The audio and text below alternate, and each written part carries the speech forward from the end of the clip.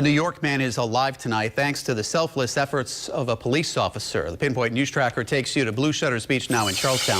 That's where the man got caught up in a rip current and swept out to sea today. A police officer jumped into the ocean swimming 400 feet to the man, saving his life. Eyewitness News reporter Kelly Sullivan spoke with police tonight. She has that story live in her studio now. Well, with 8 to 12-foot waves, today was not a day to be swimming in the water. Instead of waiting for a rescue boat, a Charlestown police sergeant had to make the tough call to jump in and swim out to a man who was struggling to stay afloat.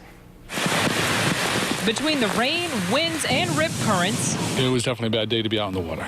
Signs clearly posted on Blue Shutters Town Beach in Charlestown that the beach was closed and no lifeguards were on duty. Swim at your own risk.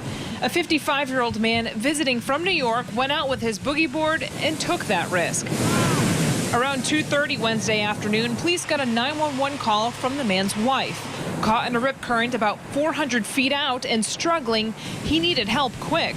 Fire and rescue boats were dispatched, but it was a police sergeant with 20 years experience as a lifeguard who jumped into the water and swam out to the man. The plan was to swim further out so we could get him in the and pick him up in the rescue boat.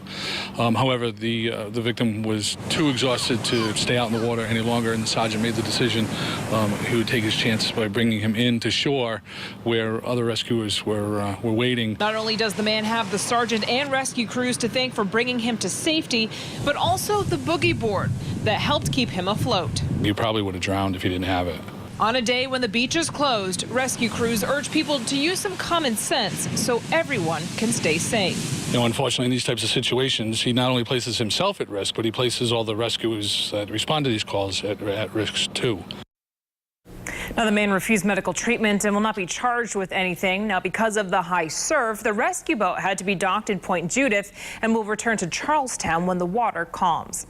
I'm Kelly Sullivan, Eyewitness News.